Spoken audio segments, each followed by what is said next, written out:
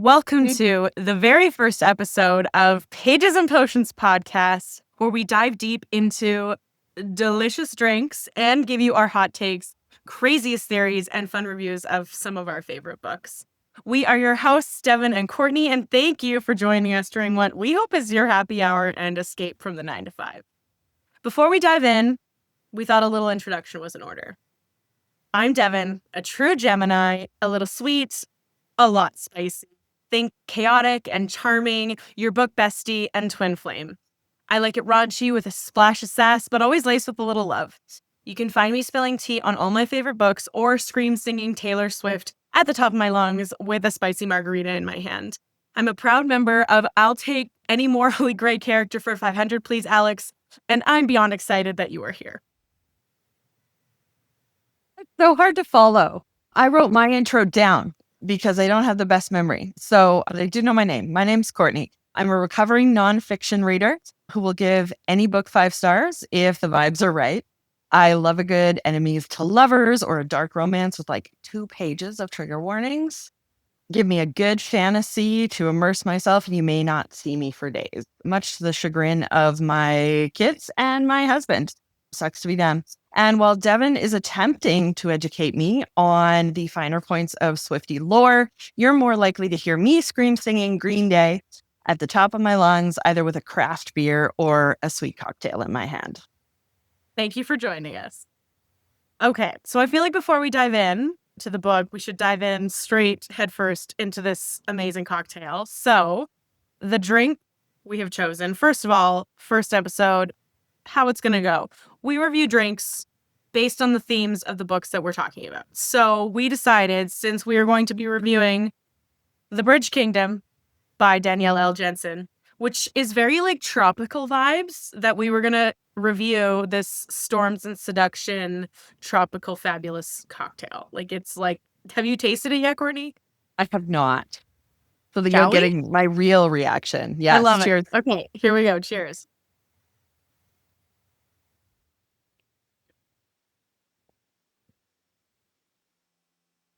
Why does it taste like eggnog? What? For the record, this is a pineapple rum drink, everybody. Are you okay?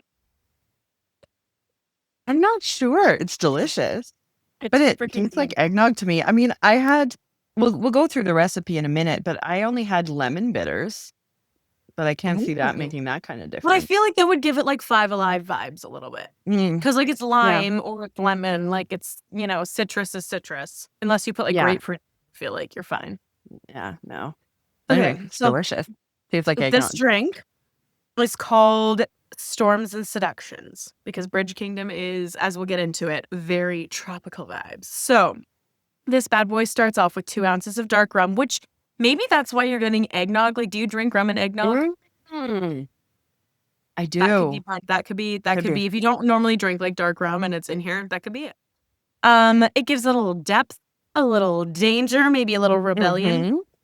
It also has an ounce of pineapple juice, a little sweetness, a little like exotic tropical fabulousness. And then we've got lime juice or lemon juice, as you have for like that tartness, little betrayal, And then it actually calls normally for ginger liqueur, but you would not believe how hard it is to find ginger liqueur. And my partner works in liquor. It is hard to find. And if you do find it, it's very expensive. So on a whim last night, I handmade ginger simple syrup with fresh ginger. And I think it's pretty tasty. Handmade, folks. Handmade ginger simple syrup. Is sending me pictures of her simmering shit on the stove. The extra mile. This is dedication. Yeah. Handcrafted cocktail. And then a splash of bitters. And finish it off with salt rim. So you just shake it all up, pour it into a salt rim glass, and enjoy. And honestly, it's really freaking good. It is good. It tastes like vacation. It does. It does. If you wanted to make this a mocktail, you could switch out the dark rum for like a black steeped tea and do like a pineapple tea situation, because that would also be delicious. That'd be really if you're looking for the full recipe, we are going to feature it in the caption of this video. If you make it, tag us. Hashtag Pages and Potions Podcast. We have an Instagram. We'd love to hear it, see it. We want to know. I feel like at this point, we just need to get into this book. Straight up. Yeah. This is why we're here. This is Agreed. the meat and juice of why we're here. This is the Bridge Kingdom. It's the first book of I want to say it's going to be a 6-book series. There's 5 out already. I think so. Yeah. And I have just started the second one. You've read the second one, but this is an excellent start. It really is. And I went full nerd on my Yeah, I've analysis got like here, but post-it notes and everything else is in here. She's just like, Dev, I'm writing a book report. And I'm like, yes, yes. lay it Yes. on me. So I would love Yeah. it. Like I would love to know like what your thoughts were. But before we do that, I just want to say, if you're listening to this and you've never read this book and you want to read this book, this is your warning. Do not listen past this point. If you're just here for like a little camaraderie and a little sippy sip drink for happy hour, great. Amazing. Thank you for joining us. But if you don't want to be spoiled on this book, don't listen any further. This is your final warning because we are about to talk spoilers. We're about to talk theories. That's your warning. Okay? Yeah. Heard me? Yes. Do And not those of go you that further. Stop it do now. not pass Read the book go. and Do come. not collect your $200. Get on out of Yeah. here. Okay. Courtney, I would love for you Here. to take it away. Okay. All right. So let me tell you a little bit about what this book is about. So this book is about war and famine because some fucking white dude wants power, which is like the story of the world.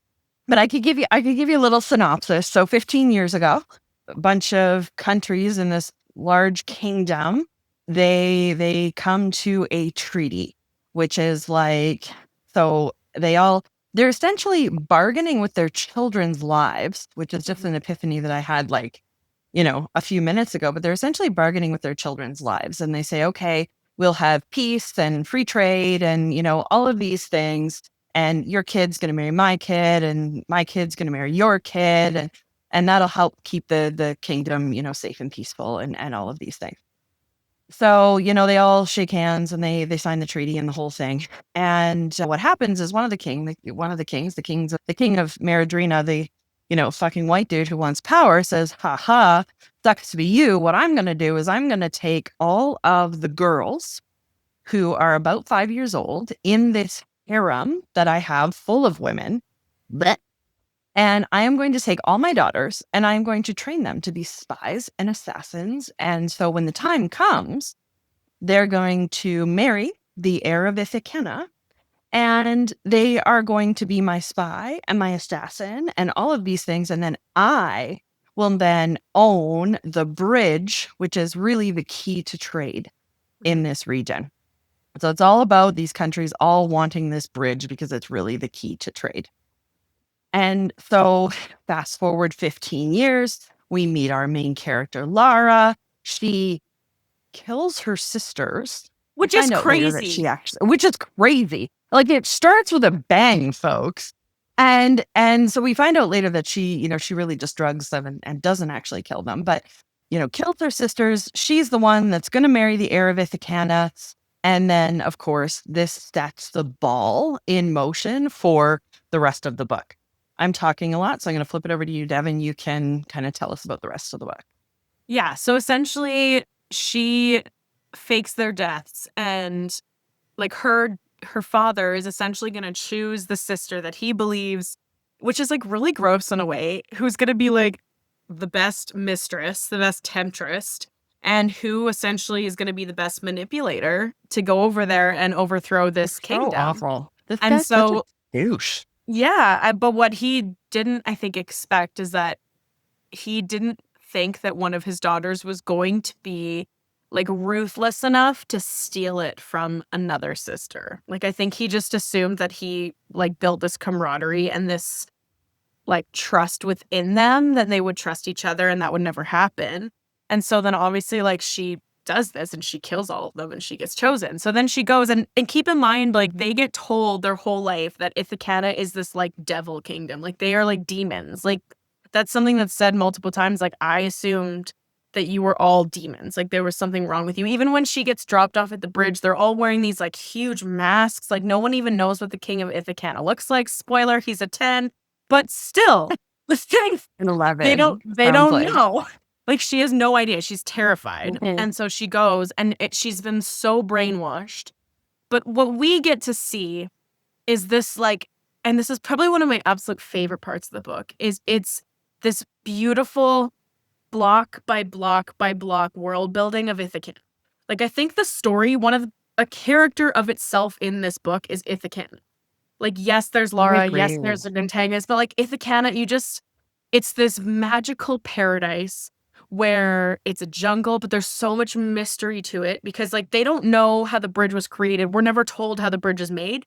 We don't know if it's man-made. We don't know if it's like some magic that there's no magic that we know of in this world, but we don't know. And so we get to explore and learn about this really cool place with Laura, who is also learning about all of this for the first time.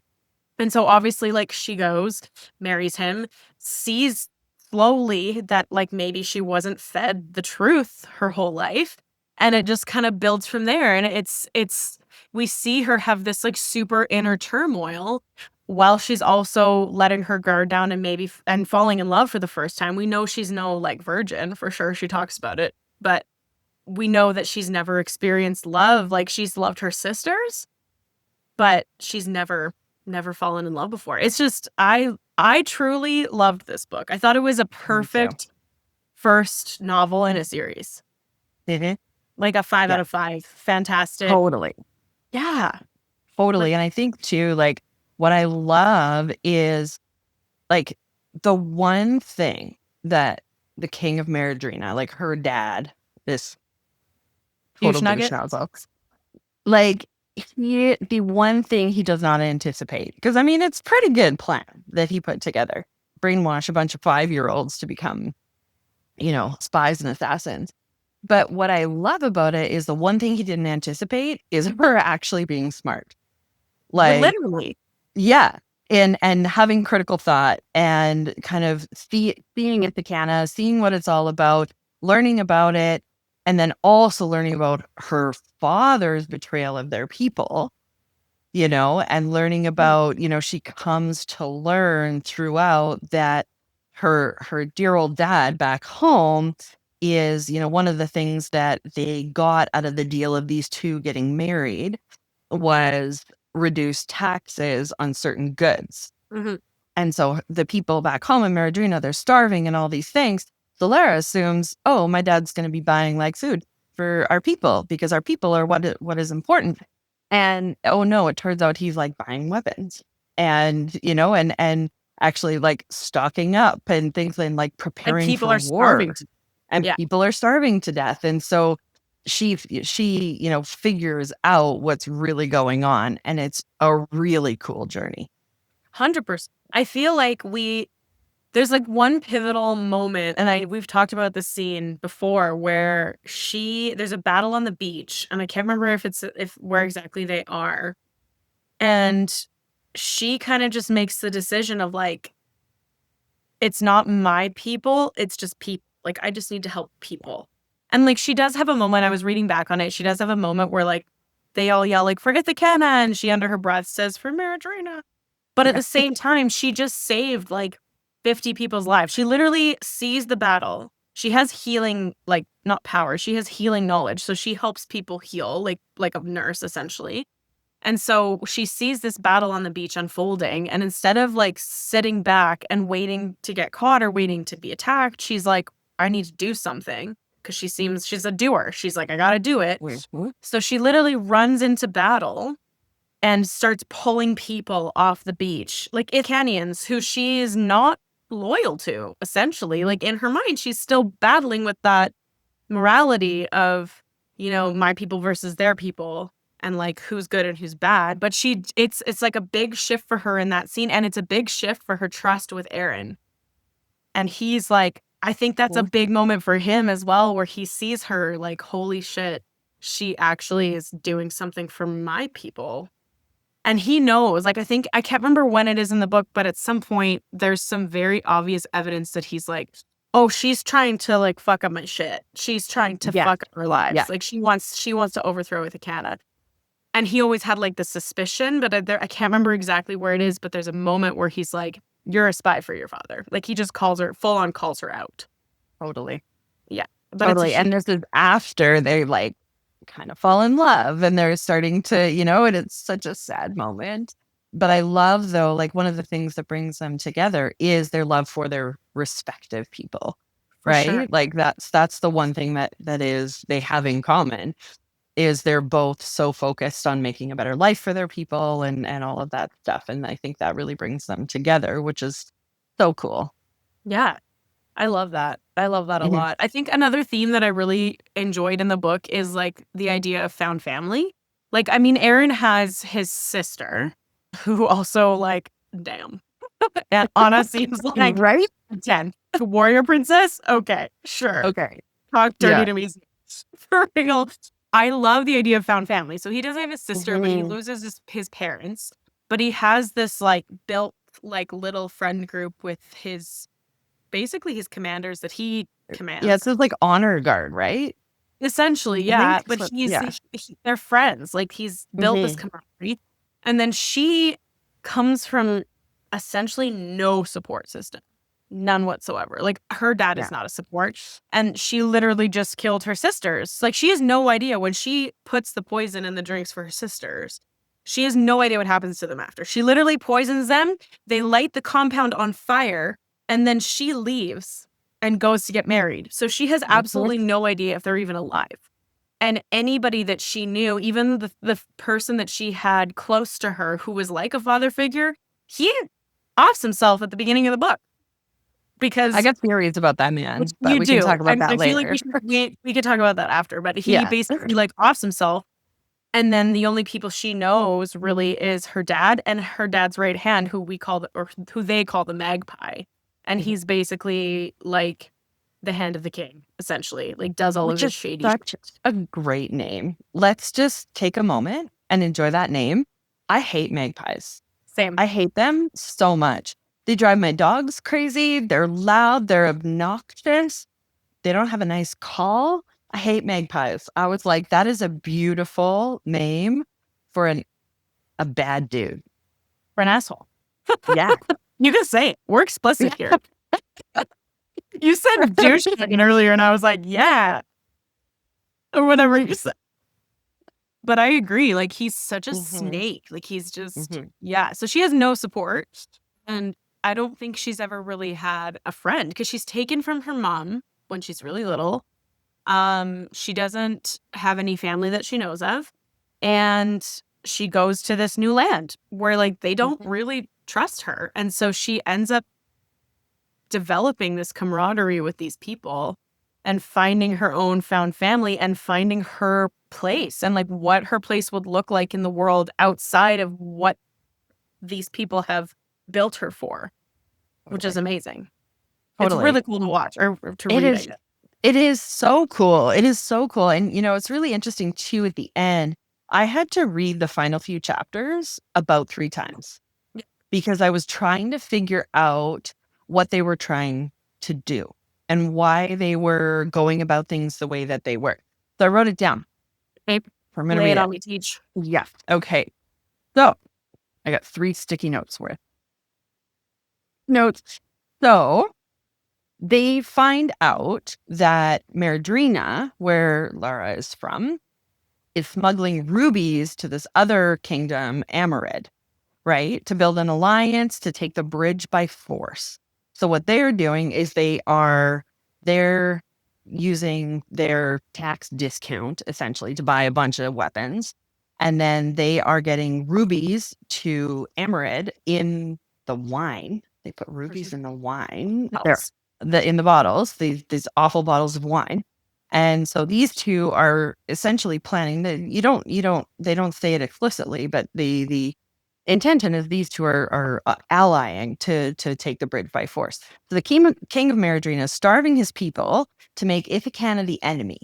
So, if they're starving, it's the people that run the trade, essentially, that own the bridge, Ithicana, right? They don't own it, but you know what I mean. Yeah. Okay. So Aaron, what he's gonna do is he's gonna cut trade with this other kingdom, Valcata, which is kind of, they have money. So they're taking up all the good stuff. They're taking up all the good cows and all the fresh produce and all of these things. So what he's going to do is he's going to try and cut trade with them to show Meridrina that he's not the enemy, right? So let the Meridrinians in, let them buy the cows and the fresh produce and all of that stuff. He also ends up filling his own ships and taking it over. So he's like making friends with the trying Meridrinian to people ally. and trying to ally, right? So, but like the king of Meridrina doesn't want him to do that because he wants Ithicana to be the enemy, right? And he wants to give his people a reason to want to overtake the bridge. And if they're starving, that's a really damn good reason to want to overtake the bridge, right? So the king of Meridrina wants it for power and greed. Shocker. Total douche nozzle. But his people want it because they're starving.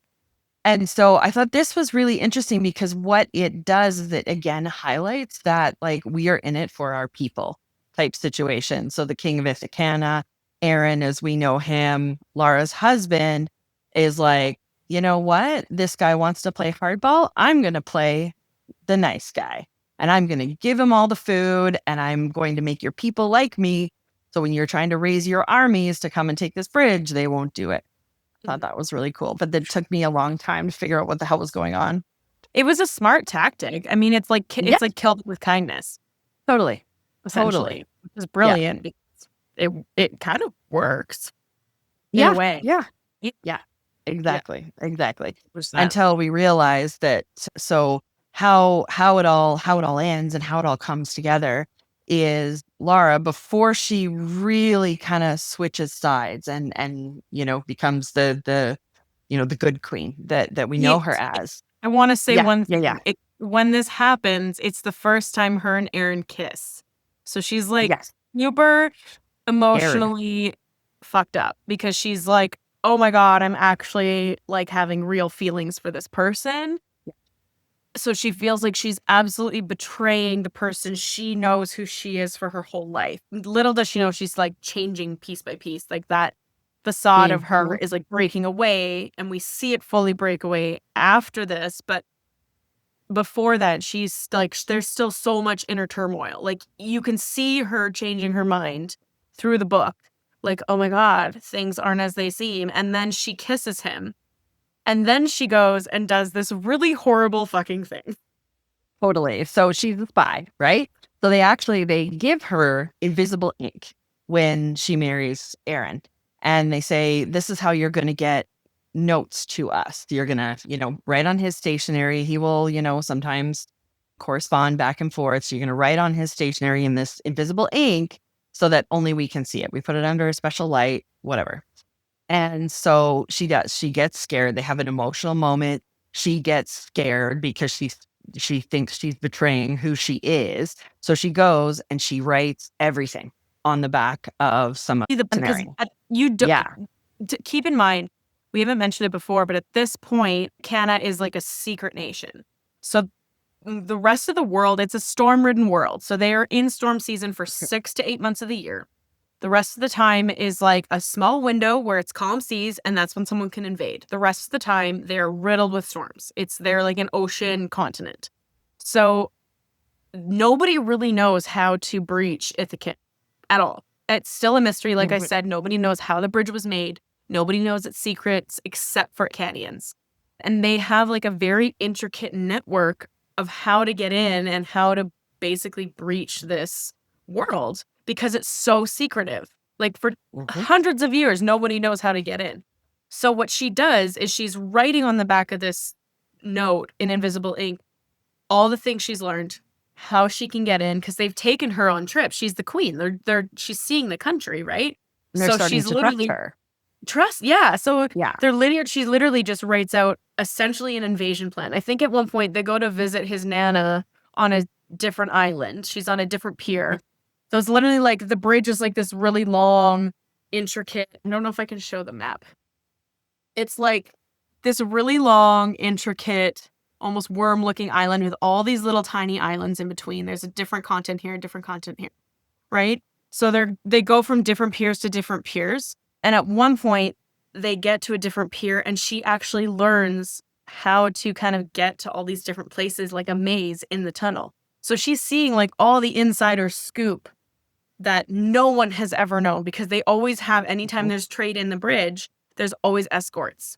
There's always people like Ithicanians with them. So there's never any way for anybody to figure out how to get in and out undetected.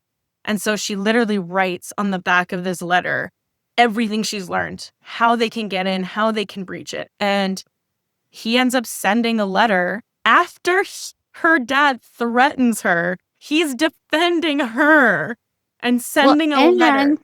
After she tries to destroy them. Like, Yeah, or so I guess she- yeah, before she tries to destroy them, technically, Like, I because can't one remember of the them pivotal- gets through. Yeah, there's a pivotal moment where she decides. She's like, I think it's after he takes her to Maradrina as like a commoner. They hide in disguise and they go. And she learns that her dad is actually like starving his own people. She has this huge moment. She realizes like, oh my God, I've been lied to. Like, it's like her big aha moment. And so they get back to Ithicania after that, and she destroys what she thinks is all of them. But little does she know that he's already sent a letter basically threatening her dad, saying like, I'll give you whatever you want as long as you don't harm Lara. But he has no idea that she's literally just completely betrayed him. No clue. Like, it was like, I remember reading that being like, I'm so stressed.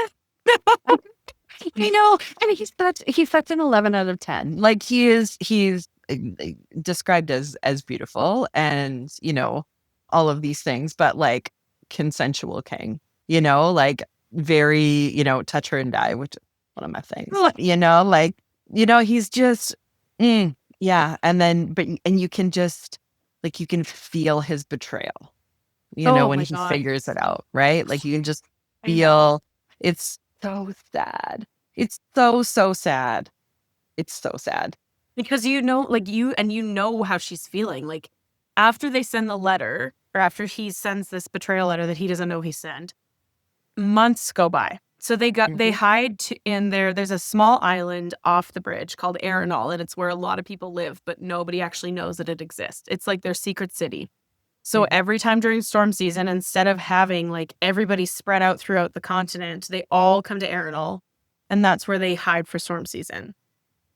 Storm season or for wartime. For war tides. Okay, that's what they call it. So they don't die. Yeah. They protect her. So she goes with him to Arenal. She spends months with his people, her people now, and gets to know everybody, like, by name, knows their son, knows their son's dog, their nephew. Like, she becomes super close with them, which makes her betrayal so much worse. Like, so much worse. Like, oh my God. Oh, man. I know. And you feel it. Like, it is a visceral, like guttural, like you feel it. And I think that's why I love this book so much, because like it makes you feel things. It makes you feel things about people and, you know, things about, you know, economies and kings and all of those things that, just quite topical. In terms of like first books of series that I've read, and obviously like we've read all of Sarah J. Maas, we read Fourth Wing, we read a ton of fantasy, and we've had lots of discussions, which we will eventually record episodes about, so stay tuned. But I will say, I've only ever read one other series by her. I read the duology, the Curse Carved, or the, what is it, Fate Into Blood, Curse Carved. Yeah. The Viking duology, and I had never read this, and I was like, I don't know how I'm going to feel about it, because I liked that book. I liked those books, but I didn't love them. They were fine. They were an easy read, whatever. But I read this, and like I'd said before, it felt like Ithicana was its own character, because the world building was like chef's kiss. You just feel like you're in the jungle with them. The way that she's describing like the thick air, and you're in the heat of it, and like there's freaking man-eating sharks, and she's like deathly afraid of swimming, and you like feel her fear as you're reading it. I'm like, oh my God. It was so well written. I really thought so too. I thought it was fantastic. Yeah, absolutely fantastic. Like this is a 5 stars for me, for sure. I want to know like what your favorite kind of theory is about this book. Oh, my like, theory. I know there was one theory that you were like, ooh, maybe. Yeah, but I don't know if it's true. But there's one point. So Lara, when she's trained in Maradrina, she's trained by this guy, Eric. Eric calls her little cockroach. I don't love Which, that. like, don't. However, but I mean, it's kind of relevant because she does like survive everything, Yeah, right? it's Like, literally the reason they call her that is because she will survive. That is her, yeah, like, she will survive. exactly. And I think Eric was an Ithacanian spy. And the reason I think Eric was an Ithacanian spy is there's one point. So he's the dude that when Devon was talking about the fateful night where she like drugs all her sisters or whatever, and he like offs himself. That's the guy. And there's a point in the book where Aaron is talking about like he's got spies everywhere. He's got spies in every kingdom, the whole thing, and how they would kill themselves before they got caught, or they would kill themselves before something went wrong, or whatever. And I was like, that was kind of the point where I went, I wonder if Eric, like her trainer person, was an Ithacanian spy. And maybe what he was trying to do is, I don't know, help the one who was the most humane or whatever actually end up being the one that marries Aaron. I don't know the reasoning behind it, but I thought it was kind of a cool thing and it would be really neat thread should it Yeah. be true. Well, I don't think it's far off because we learn later in the book, we learn that Aaron's Nana was a spy. Yes, We that's learn true. that she Yeah, was a spy. Like, so and it's she was not in the rare. harem, right? And She was in the king of She Maradrina's was in harem. Laura's Yeah. grandmother's harem, which is a huge deal. Mhm. Because like those women would be followed, they'd be guarded, right? So like she Yeah. had to be really good at her job. Sort of spoiler, but like you learn about more of that in Trader Queen, about Yes. how there are more spies than we realize, which is cool. That is So so cool. I think that's a wicked theory. I really love that. I haven't read any of the other books beyond Trader Queen, so I've only just read the two. I also loved Trader Queen, like loved it. So it just went from like world building, like really fall in love with like How where long they did it take you to read? Tell our friends how long it took you to read that because it was so fast. probably 24 hours. Yeah. Like it's only what, like 400 pages Yeah, it's not huge. Like they're not huge books, which is or also not? nice. It's well, how many pages is this one? Yeah, this one's only Yeah. like 430-ish. And the Yeah. Trader Queen's The about the other one's same. about the same. I could not put it down. This book ends on a bit of a cliffhanger, like the Bridge Kingdom does, where it's like you kind of don't know the fate of what's about to happen. But it's a very like pick up your bootstraps and go. And then Trader Queen is just like a freaking ride. Like it's nonstop. And you just see so many things and meet new people and learn more about Lara. And you really get more Aaron's POV, which I love. I'm here for a dual POV. I love a dual POV. Give me the man's perspective. Like I want to know what he's thinking all the time. All the time. 100%. I love it. What's your like whacked out, crazy, or favorite theory?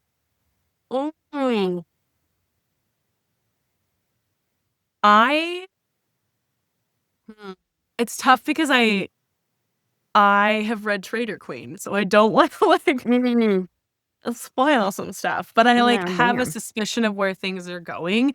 I think there's more to Anna that we don't know. We learn a bit more about her, and we know in Bridge Kingdom she's promised to another kingdom. Right. She's promised to marry, I want to say it's Armida? No.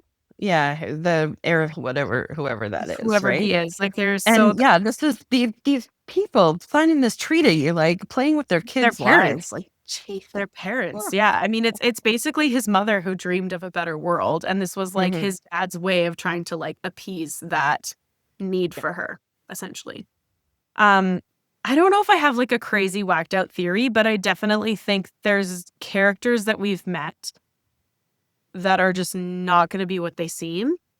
And I don't really know how to elaborate further on that. Maybe we'll come back and do Trader Queen another time and we can get deeper into it. But maybe I definitely think Nana has more connections to people that we're gonna meet. Like she's like such a gritty, like I just think of her as just this like old prune lady who's just like seen some shit, and she's just like, I take your shit and I'll fuck up your shit. Have you seen the Crudes? That movie where it's like cavemen, Yes, the like Crudes. that. Yeah, I feel Yeah, like it's like the grandma, the Nana in the yeah, Crudes. That's kind of what I like picture when on I brand, picture Nana. like on brand. Yeah. Um, yeah, yeah. I don't think I have any wild theories, but I definitely think that there's a lot that I'm sure as I get further in the series, I'm gonna look back and be like, oh, like Yeah, I'll probably. reread it, and there's just gonna be stuff that I'm like, you know how there's just like Easter eggs, but you don't know they're Easter eggs until you've Yep, read more, and then you're like, oh shit. Like I totally. feel like there is some of that in this, especially like a little bit in Trader Queen, and I think there's probably going to be more to follow for sure. I Mhm. really want to talk about the spicy scene because I feel Okay. like Yeah.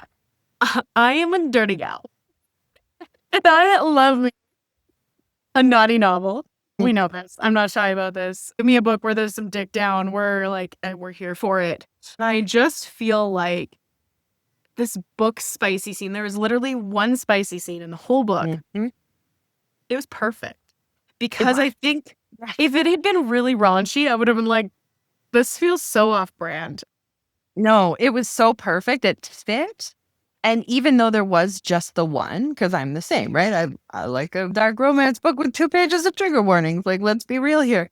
But yeah, it was perfect. It fit the vibe. It was exactly what was needed. I think much more spice and it would have ruined the story. 100%. Like, Yeah. and it wasn't crude. Like, you know, sometimes it's like choke on my dick and call me a good girl. It was not because Aaron's not that. And it was Yeah. so perfect because they finally, like, you can literally just like feel her wall coming down and his wall Mhm. coming down and being like, we trust each other. I'm actually falling in love with you. Yes. Yeah. it It was so perfect. It was was so perfect. perfect Like one tequila shot in terms of spice, 1 out of for sure. 5, for spicy level, Yeah. but it was perfection. Yeah. But it felt like it was worthy of the 5. You know what I'm saying? Like it was only one, Yes. but if you could rate that 1 star or that one tequila shot out of 5, it would be the fullest tequila shot Yeah, ever. absolutely. Like a 2 ouncer. Yeah. Like Yeah. a thick tequila shot. It was sure. I don't know. I need a drink. Yeah. Cheers. Yeah. I think, you know, in terms of the book overall, I would give it a 5. I loved it. I Oh yeah. thought it was a great intro to the book, to the world. And again, I loved world building so much. Like I said, it felt like Ithicana was its own character. And you really like the way that she wrote the perspectives, like not so much Aaron in this book. You get way more Aaron point of view in Trader Queen. But in this Yeah. one, like you really understand her inner turmoil. And you, like you'd said, it's Yeah. just like so visceral. Like you Yeah. just really feel her struggle. And it's just really well written. And I thought the flow of this book was so much better than the other stuff I've written by her. Like I just, or Mm. what are words? Right. I've had like half a drink that she's written. It flows There's so two much ounces better. around. It flows so much better. I agree. 5 out of 5. Like 100%. 5 stars. Vibes, great. Story, great. I also love political intrigue, as you know. So like I loved like Game of Thrones, the books, not the show. And like I love like the political stuff in I've just started reading some Mistborn and like so anyway, love that stuff. So this like satisfied that as well as, the adventure and the romance and like it's got it all. Yeah. And it wasn't even Yeah. that the romance was like such a huge plot point. I felt like it was an undercurrent of it. Like if you're looking for a Uh, romance novel, this is not it. Like this is no. this is a fantasy with like a taste of romance. It's a Yeah, subplot. It is agreed. not the plot. So Yeah. if you're looking for that, I would look elsewhere. But if you're looking to go on an adventure where you get to go to a really cool world for a blip of time and meet some very interesting characters Yeah. and also get to experience kind of finding yourself along the way, this is the book for you. It's just so good. Like I loved it. And I'd been like putting it off reading it for so long until one of my friends like nudged it at me and was like, read this. It was so good. It was perfect. Yeah. Danielle L. Jensen, great job. She's also She's a local, fellow, right? Yeah, she's a fellow Calgarian. Or That's she lives in amazing. Calgary. I don't know if she's actually from Calgary. I should probably look that up before I say that. But Neither of she's us Canadian are. anyways. Just super cool. If she ever does a book signing here, we should go. Okay. So the drink. Let's go back to this beautiful, delicious concoction that's making me act like a hooligan. What do we feel about the vibe? Do we think it fits the vibe of the Bridge Kingdom? I would like a little bit more tropical. Like I love the drink, but it's a little too and maybe it's the ginger. Like maybe it's the ginger with the rum that's giving it eggnog vibes for me. Like it's almost too cozy. Like I would like a little bit more tropical juice forward, if you will. We should Like have used I'm talking like I know what I'm talking about. We should have used Five Alive. That's what should have happened. Instead of pineapple juice. Instead of just straight pineapple, just Five Alive it. Totally. I mean, it doesn't taste like eggnog to me, so I don't really know what that's about. But I think it would be really good with like coconut water in it. Possibly. Ooh, yeah. But then that would give it more pina tropical. colada. You would definitely go more pina colada direction, but that's not a bad thing. I like the ginger. I think it adds. It's not as spicy. Oh yeah, I think really like it. Yeah. But I bet you if we use like a little bit of coconut water in there, or like even a little coconut milk, like just a little bit, give that it a little probably would have like frosted that up a little bit. But in terms of like overall vibe, I think it fits because I mean it's a tropical country. So if you make it and you read this book, please tag us #Pages and Potions podcast. Okay, I think we should do Fuck, Marry, Kill. I know there's not a lot of other male characters in this book, so I'm just gonna like throw some names out there. All right. Obviously Aaron, because that would be silly not to include him. Yes. For like a wild card, I'm gonna put Anna because she's a badass bitch. And I think just because, you know what? I think we should put Laura in there because like she's a fucking boss. Like it's so random. I know there's two women, but it's because there's not a lot of male characters. It's like Jor, who is like his commander, like 60 years old. Yeah. Maybe not that old. He's like 50. And then but I don't know if I could kill any of them. That's the thing. Okay, fine. Let's do okay. Dial it back. Let's do Aaron, Anna, and Eric. Eric. Like Eric? Yeah. But he's like daddy vibes. I don't know. Okay, well, we'll kill him because he's dead already. That's easy. I don't know. Unfortunately, I am a straight woman. So maybe we'll like marry Aaron, but we'll give Anna a round or two? Like, that's you. Sure. You know? I respect it. Yeah. What about you? Think like as much as I love a good daddy vibe, I probably would also kill Eric. It's just so hard because there's not a lot of like solid male characters in this book to do that too. Not really. But probably kill him because you're right. He's gonna die anyways. And then see, I have a hard time because I feel like Aaron is like almost good to a fault. Like he tries to see the best in people almost to the point where it's like hurtful to him and almost hurtful to like his world. And that can be a really hot and great thing, but like being married to that forever isn't always a good thing. So I think if you marry Anna, choose the kingdom over you. Yeah, like I think I would marry Anna and fuck Aaron. Yeah, because then we'd just be like, what? We could be heterosexual life mates. Also, like that's a or not, you know, whatever floats your boat. Yeah. I'm not mad about that choice. Okay, I wouldn't be mad about that. You know, I think overall we can say we love this book. We're thrilled to read it. We're thrilled to review it. Would recommend over and over again. 100%. Especially if you're like new to fantasy. I think this would be a great intro It's to a good fantasy. one. Yeah. Because there's no like intricate magic system or anything like that you got to try and wrap your head around. That's Yeah, a and really like good point. I love a great magic system, but yeah, I think in Same. terms of like if you just want to dip your toes into a little fantasy book and kind of just get swept away for a little while still being romanticized a little bit and a little woo woo. Yeah. This is a great option for you. Oh, It's got a little bit of everything, and the spice isn't so over the top that you're like, whoa, there's a ball gag. Count me out, like, or anything.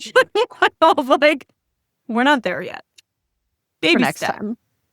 I mean, the next book we're going to review is definitely going to be a bit spicier, but Yeah. A little bit. for the first episode, we kept it tame. Mm, I think that's it for our first episode of think Pages so. and Potions podcast. Thank you for joining all of us, all two of us, and our drinks and our amazing My fantasy. dog's sitting with me. My cats hate me, so they're somewhere else. Oh. If you end up trying our tempting elixir, the Storms and Seductions, which, as you can see, is going down quite well. Yes. Or if you end up reading Bridge Kingdom, tag us. Like I said, Pages and Potions podcast. Our DMs are always open. We're always taking suggestions for books. We're always taking suggestions for drinks. And we also just love talking about books in general. So if you want to just be like, hey, oh my God, I love this. Let's chat for a second. Like if we have the time, we will absolutely make some time to respond to you. So tag us or follow us on Instagram, Pages and Potions Podcast. You can find us. And we have a YouTube channel. Find us there too if you're not already there watching us. Next episode, we're going to be switching things up and jumping in feet first into the world of dark romance. Like I mentioned, it's going to be a lot spicier next time. Perhaps eyeballs first. Did we say cookies and cream ice cream? Is that what's on the dock? Maybe.